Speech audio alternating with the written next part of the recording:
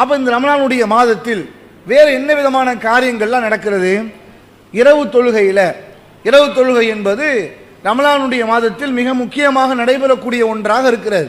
பரவலாக எல்லா பள்ளிகளிலுமே அந்த தொழுகை நடத்தப்படும். இந்த தொழுகையை நபிகள் நாயகம் ஸல்லல்லாஹு அலைஹி வஸல்லம் அவர்கள் என்ன சொன்னார்கள்? மன் காம ரமலான் ஈமானன் இஹ்திசாபன் குஃபிர லஹு கத்தமலி தன்பிஹி. யார் இந்த ரமலானுடைய மாதத்தில் தொழக்கூடிய இந்த தொழுகையை நன்மை எதிர்பார்த்தும் இறை நம்பிக்கையுடனும் ஈமானுடனும் இதை யார் தொழுகிறார்களோ அவருடைய முன்சென்ற பாவங்கள் மன்னிக்கப்படுதுன்னு சொன்னாங்க. இரவு தொழுகையை தொழுதா அந்த தொழுகை எப்படி தொழுகணும்? நபிகள் நாயகம் ஸல்லல்லாஹு அலைஹி வஸல்லம் தொழுகையை பற்றி அன்னை ஆயிஷா ரலியல்லாஹு அன்ஹா அவர்கள் சொல்றாங்க. நபிகள் நாயகத்துடைய தொழுகை எப்படி இருக்கும் தெரியுமா?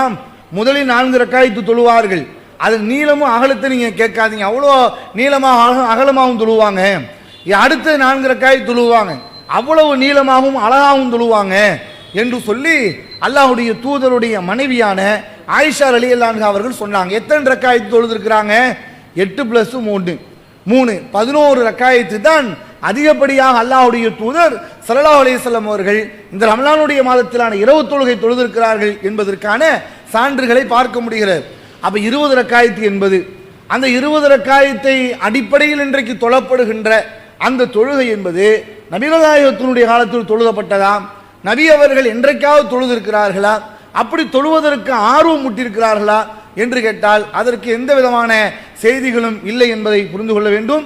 எனவே மார்க்கத்தில் சொல்லப்பட்டிருக்கிற அந்த வரமுறை நமக்கு எந்த அடிப்படையில் தொழுதால் நன்மை கிடைக்கும் என்றால் 11 ரக்காயத்திற்கு கூடுதல் இல்லாமல் அதற்கு குறைவாக 10 + 1 அந்த மாதிரி 11 ரக்காயத்தின் அடிப்படையில் நாம் இந்த தொழுகின்ற பொழுது அந்த தொழுகை என்ன செய்யப்படும்?